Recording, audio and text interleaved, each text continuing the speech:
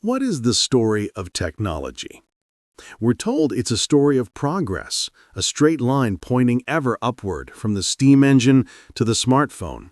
It's a narrative of faster cars, more powerful computers and smarter machines, of convenience, connection, and mastery over the natural world. But what if we've been reading the map wrong all along? What if the true story of the last century isn't about the tools we built, but about the parts of ourselves we gradually outsourced to them? What if every great invention is less a tool and more a mirror, reflecting back at us a new question about who we are and what we are becoming?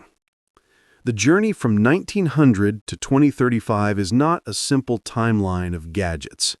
It is a profound and often painful philosophical drama in 3 acts. It is the story of how we, as a species, externalized first our bodies, then our minds, and now stand on the precipice of externalizing our very agency, what many might call our soul. This expansion of your original vision will trace the arc of our creations not to marvel at their power, but to understand what they have demanded of us in return. We will explore how the industrial age of machinery, the digital age of connectivity, and the emerging algorithmic age of artificial intelligence represent fundamental shifts in humanity's relationship with technology and with ourselves. As historian Melvin Kranzberg famously observed, technology is neither good nor bad, nor is it neutral. This insight captures the essential tension we will explore.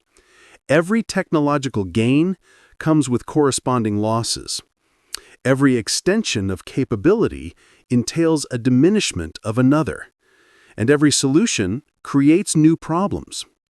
The experts are divided. In a recent Pew Research study, 42% of technology experts said they are equally excited and concerned about the technological changes they expect by 2035, while 37% said they are more concerned than excited. This ambivalence reflects the dual nature of technological progress that we will examine across 3 transformative ages. The Age of the Machine, 1900 to 2000, the externalization of power. Our story begins not with a whisper, but with a roar. The 20th century dawned with the crescendo of the Industrial Revolution, an era defined by one overwhelming drive, the conquest of the physical world. This was the age of the machine, and its philosophical project was the externalization of physical power, the transfer of human labor and physical capability to mechanical systems.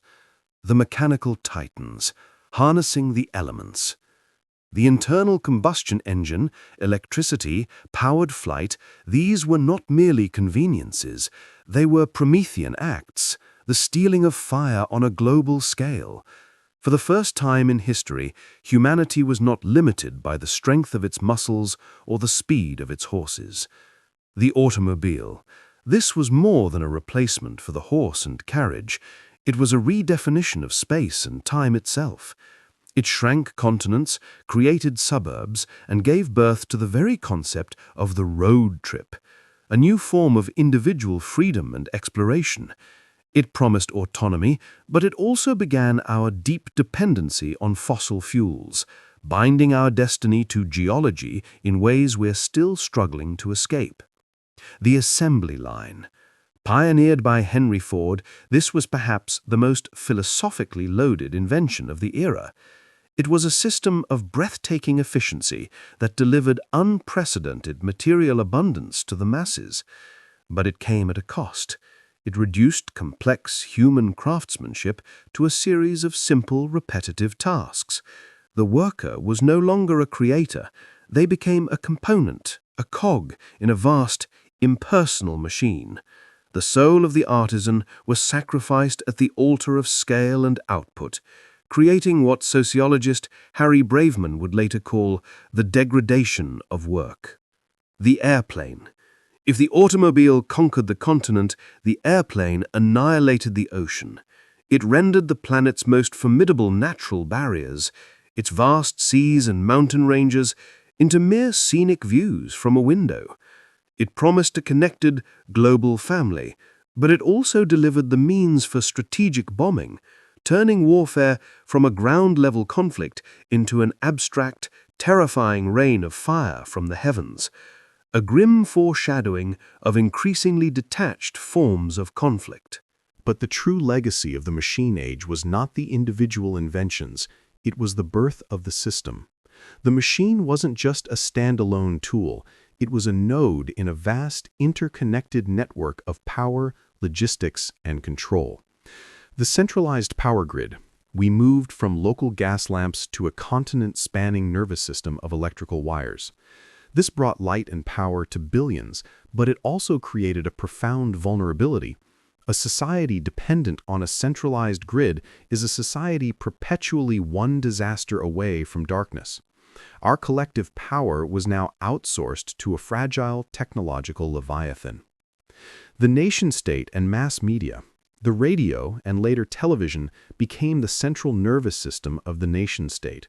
For the first time, a leader's voice could be piped directly into every home. This created a unified public sphere, but it also became the most powerful tool for propaganda and mass persuasion in human history. The narratives that shaped our reality were now broadcast from a central source, beginning the process of reality construction that would accelerate dramatically in the digital age. The ultimate paradox, the machine age reached its terrifying apex in the Cold War. The same logical, systematic thinking that gave us the assembly line was applied to geopolitics, resulting in the doctrine of mutually assured destruction. The ultimate expression of human power, the thermonuclear bomb, had created a global hostage situation. We had built a system of such immense power that its only rational use was to threaten our own extinction, a stark illustration of technological ambivalence. And so the central haunting question of the 20th century emerged from the smoke of its factories and the shadow of its missiles. Are we the masters of our machines, or are we becoming cogs in a machine of our own making? The artist and filmmaker Charlie Chaplin captured this anxiety perfectly in his 1936 masterpiece, Modern Times. His iconic image of the little tramp being physically consumed by the gears of a factory machine was not just comedy, it was a profound philosophical protest. It asked, in our quest for efficiency and abundance, are we losing our very humanity? The machine age gave us power over nature, but it forced us to create systems so large and complex that the individual often felt powerless within them. We had externalized our muscle, but in doing so, we had begun a fraught negotiation with the leviathans we had created. The soul of the individual was now in tension with the soul of the system, a tension that would only intensify in the coming digital age. The Age of the Network, 2000 to 2025, the externalization of mind. As the 20th century drew to a close, a new revolution was brewing, one that would pivot our focus from the world of atoms to the world of bits. The central drama shifted from power over nature to power over perception, connection, and information itself. This was the age of the network, and its philosophical project was the externalization of the human mind. The digital self, from atoms to identity. The personal computer and the internet did not just change how we worked, they changed how we constituted ourselves. The personal computer, a bicycle for the mind, as Steve Jobs famously quipped, the computer was not just a calculator or a typewriter. It was an extension of our cognitive faculties. It amplified our ability to think, to create, and to remember. For the first time, we began to store our memories, our photos, our letters, our diaries, outside of our own brains on a hard drive. The boundary between internal and external memory began to blur irreversibly, creating what some philosophers called the extended mind thesis made manifest. The Internet, the digital agora. This was the creation of an entirely new realm of human existence, cyberspace. It was a global town square, a library of Alexandria without walls, a place where identities could be forged and reforged. It promised a democratization of knowledge and connection, breaking down the gatekeepers of the mass media age. But this new agora was not built on marble, but on code. And that code had its own rules, its own architects, and its own hidden incentives that would soon reshape society in unexpected ways. The smartphone, the exocortex. The smartphone was the culmination of this trend. It was no longer a device we used, it was a prosthetic for our consciousness, an exocortex we carried in our pockets. It became our primary interface with the world, our map, our memory, our social circle, our entertainment. The boundary between our internal mind and this external digital mind began to blur irreversibly, creating what some philosophers called the extended mind thesis made manifest. The fragmentation of truth, the algorithmic panopticon. The network age's greatest promise was connection. Its most insidious consequence was the fragmentation of a shared reality. Social media and the validation engine. Platforms like Facebook, Twitter, and Instagram didn't just connect us, they algorithmically optimized our social interactions for engagement.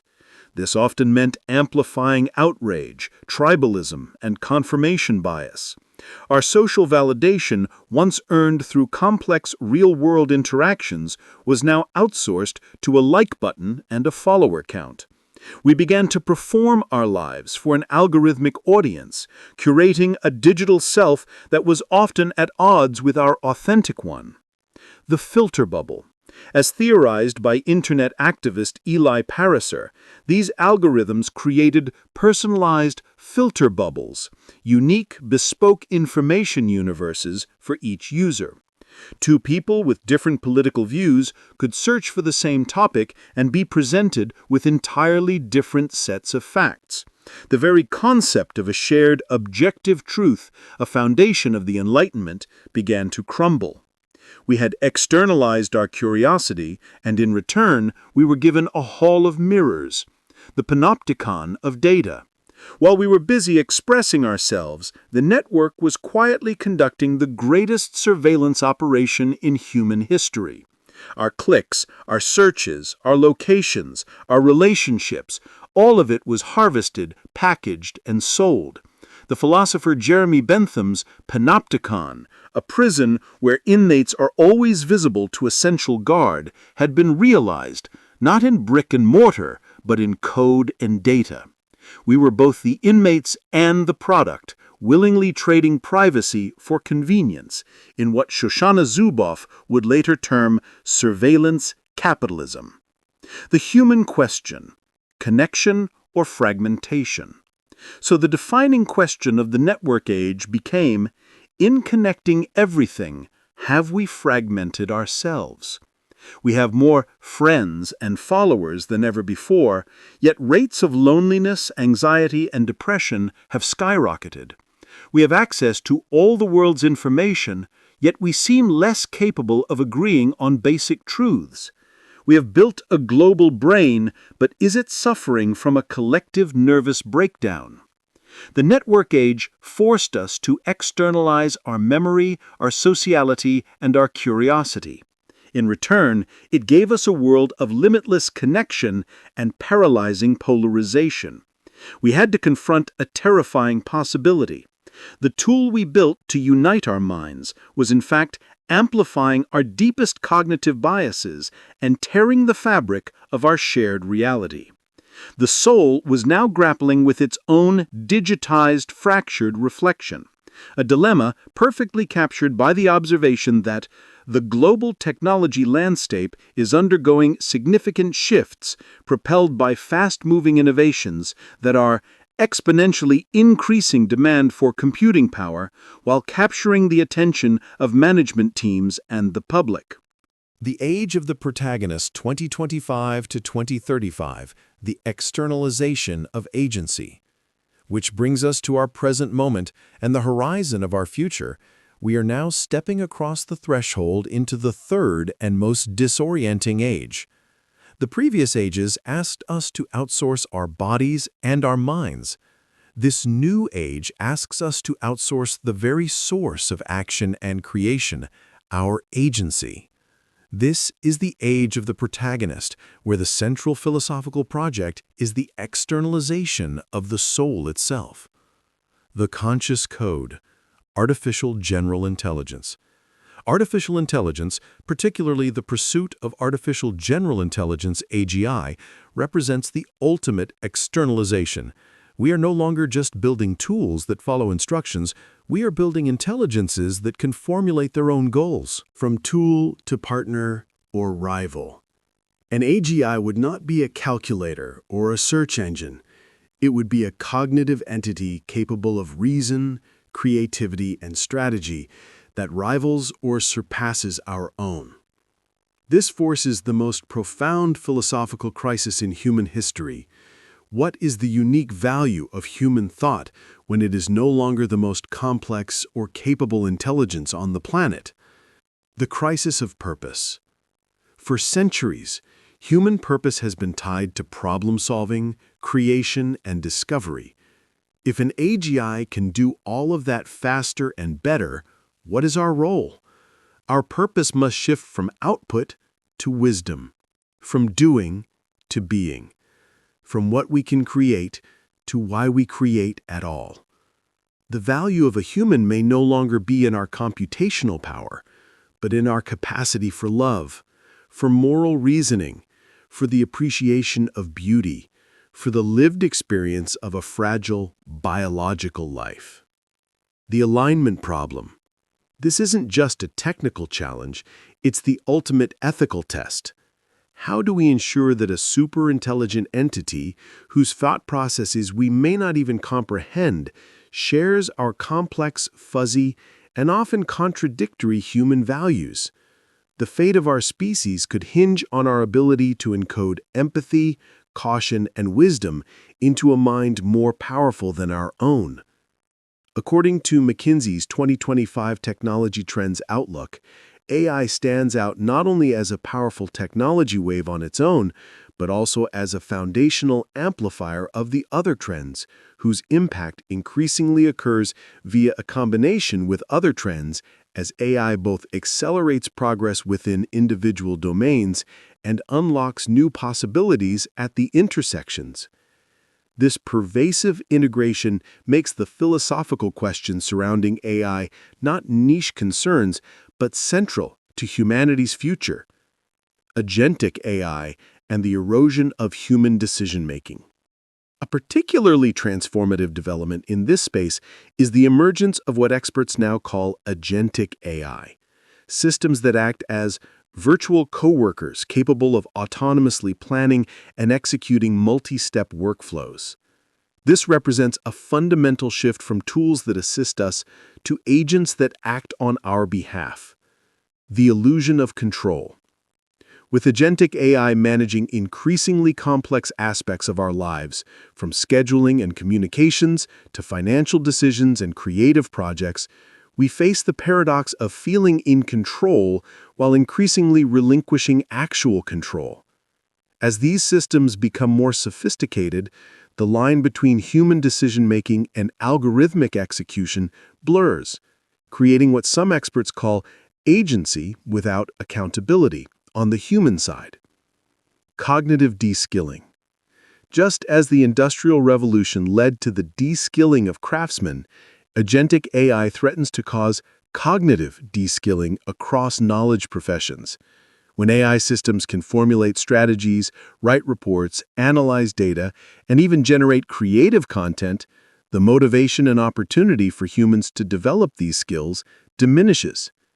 A comprehensive report on AI's impact notes that half of the surveyed experts foresee a decline in the willingness and capacity to engage in deep thinking about complex issues.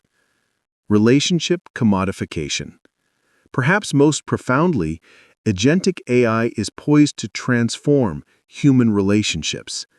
The same report grimly predicts that AI romantic partners will provide idealized relationships that make human partnerships seem unnecessarily difficult, with one expert noting that people will outsource their interactions to AI agents, which are left to determine compatibility and determine whether it's even worth meeting up in person. This represents the ultimate externalization, not just of labor or cognition, but of intimacy itself. The engine of life, bioengineering, and the human protocol. Simultaneously, we are turning our technological gaze inward, onto the very canvas of our own biology. With technologies like CRISPR gene editing, we are no longer just users of technology. We are becoming the artisans of our own flesh and blood. Editing the source code. We are gaining the ability to cure hereditary diseases, but also to enhance intelligence, select for physical traits, and potentially extend the human lifespan indefinitely. This forces the most intimate question: what does it mean to be human when we can edit our own source code? The end of the natural. The line between the natural human and the engineered artifact begins to blur. Are we pursuing a utopia of health and potential, or are we quietly engineering away the very vulnerabilities, limitations, and randomness that have given the human story its drama, its resilience, and its meaning? Does a life without suffering, without aging, without the lottery of birth, still constitute a human life as we understand it? The equity abyss. This power, like all others, will not be distributed equally. Will we see the emergence of a genetic divide, a new biological caste system separating the enhanced from the naturals? The human protocol is no longer a metaphor. It is a literal set of instructions we must write for our own future evolution. The quantified self, when life becomes data. Running parallel to these transformations is the phenomenon of the quantified self, the increasingly comprehensive tracking and optimization of human life through data. What began with step counters and calorie trackers is evolving into a comprehensive capture of human existence.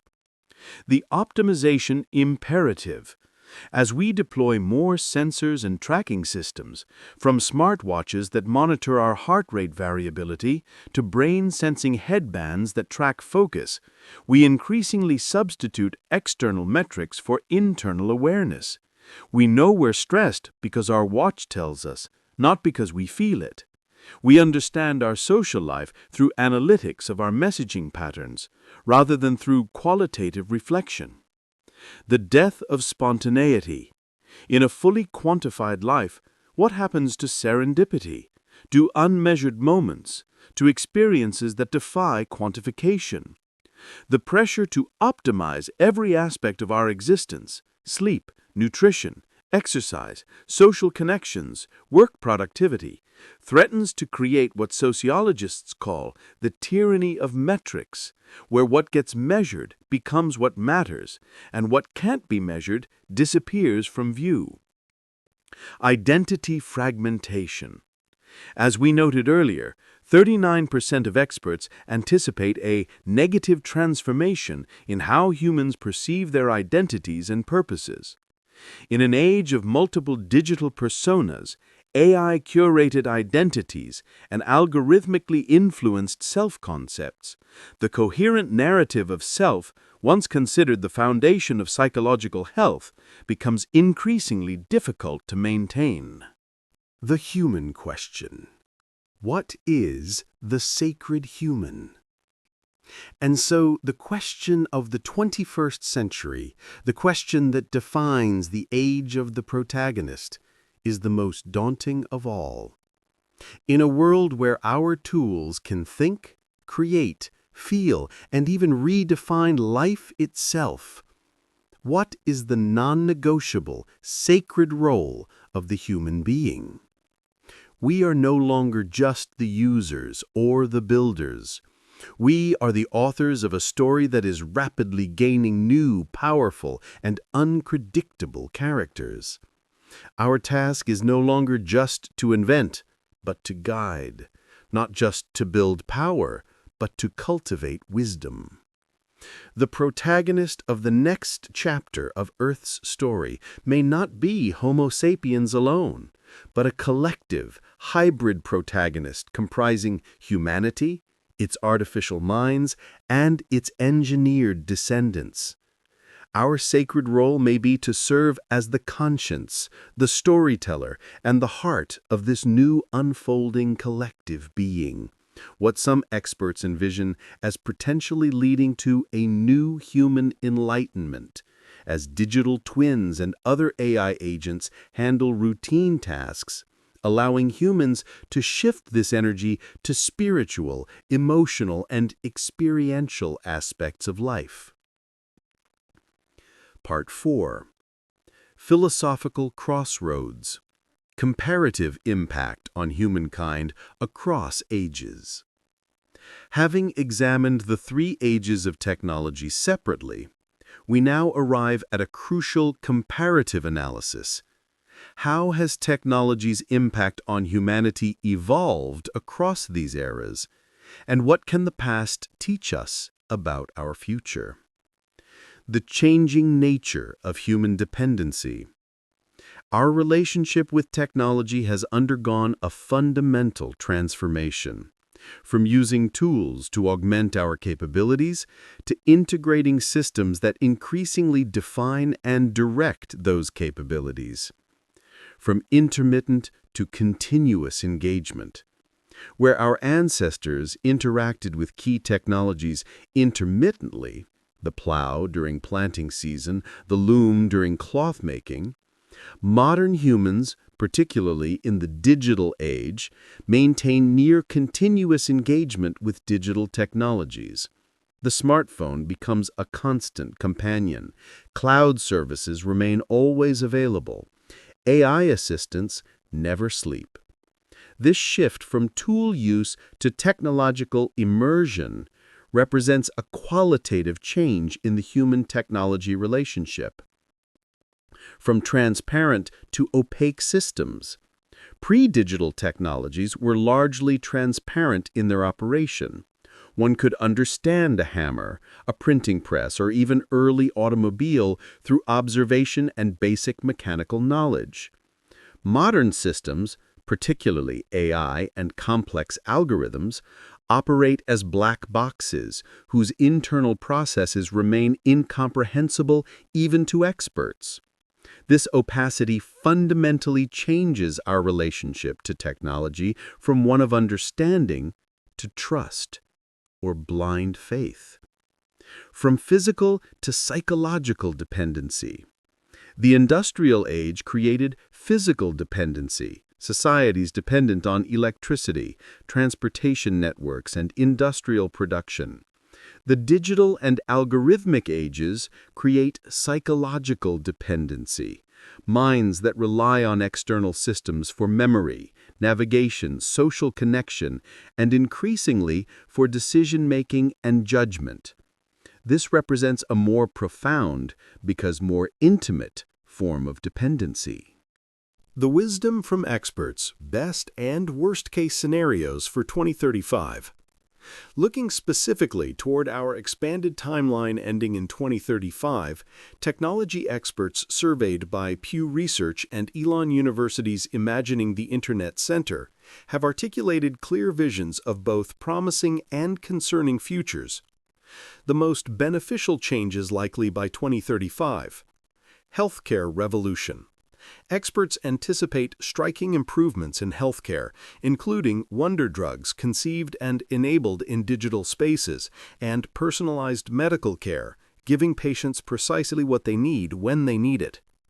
AI-augmented human intelligence, Rather than replacing human thinking, AI may augment it in what some experts envision as a partnership that enhances every aspect of human health and well-being, while directing equal attention to the needs of all people while also prioritizing their individual agency. Digital assistants. The development of sophisticated personal digital assistants that ease daily lives by handling routine tasks, potentially freeing humans for more creative, meaningful pursuits. The most harmful changes likely by 2035. Erosion of cognitive capabilities. Many experts fear a decline in the willingness and capacity to engage in deep thinking about complex issues as we become increasingly dependent on AI systems to do our thinking for us. Loss of human agency, with 44% of experts predicting a decline in individual independence. There are serious concerns about our ability to maintain autonomous decision-making in the face of increasingly persuasive algorithmic guidance. Fragmentation of shared reality. Nearly half of experts foresee increased polarization and a fragmented public sphere driven by deepfakes, algorithmic misinformation, and highly personalized content streams that could erode any consensus about what is true or real. The dependency paradox, comfort versus capability. Underlying all these transformations is what we might call the dependency paradox. Technologies that initially empower us often end up making us dependent in ways that diminish our capabilities. This paradox operates across multiple domains. The navigation paradox. GPS navigation empowers us to reach unfamiliar destinations effortlessly, but simultaneously diminishes our internal navigation capabilities and spatial awareness. Studies have shown that habitual GPS users develop less robust mental maps than those who navigate by traditional means. The memory paradox. Digital storage gives us perfect, unlimited memory for facts, dates, and information, but potentially at the cost of our biological memory capabilities and the cognitive benefits of forgetting, filtering, and integrating experiences. The social connection paradox.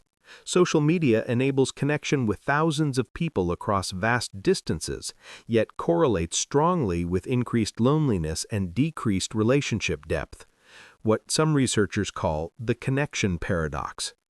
The decision-making paradox. AI systems can process more information than humans to make better recommendations, but the convenience of outsourcing decisions may degrade our judgment capabilities and tolerance for uncertainty. This paradoxical relationship was eloquently captured in a recent academic paper that noted, although technological advancements in industries like manufacturing and healthcare create significant benefits and increase efficiency, there are concerns about the effects of an over-reliance on technology. Among these concerns is the decline in professional skills and increase in human error as a result of automation technological development. As we stand at this unique moment in human history, with the next transformative decade stretching before us, we face what might be called the sovereignty question.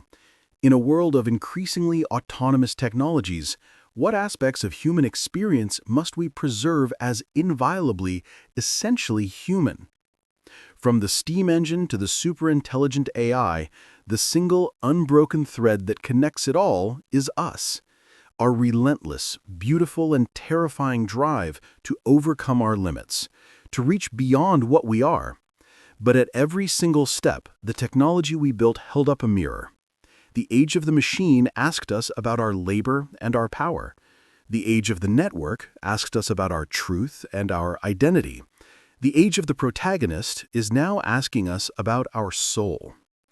The technologies emerging between now and 2035 will present us with unprecedented ethical choices about what it means to be human in a world where AI companions may offer more perfect relationships than flawed human partners. Genetic engineering may allow us to design our children's attributes. Brain-computer interfaces may blur the boundary between thought and computation. Algorithmic governance may make more efficient decisions than democratic processes. In each case, we will face the same fundamental question. Just because we can, Does it mean we should? The convenience and power offered by these technologies will be seductive, but we must ask what human capacities we might be trading away in exchange. The next chapter of our story will not be written in steel, or in code, or in quantum bits alone. It will be written in the answers we give to these ancient, urgent questions. It will be written in our choices. As one research paper starkly warned, the unbridled advancement of technology poses threats to human health and welfare, which will worsen the effects of future comfortable living and will result in a deterioration of human intelligence and critical problem-solving skills. Will we use our power to build walls or bridges? Will we use our knowledge to create castes or to uplift all? Will we approach our own creation with fear and domination or with humility, wonder, and a profound sense of responsibility? The 135-year story of the human soul has brought us to this moment of ultimate choice.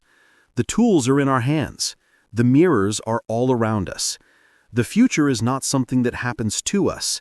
It is a story we are telling ourselves. And as we look toward 2035 and beyond, we must choose, consciously and deliberately, what role humanity will play in its own unfolding story. Will we be the authors, or will we gradually become characters in a story that technology itself begins to write? The next decade will provide our answer.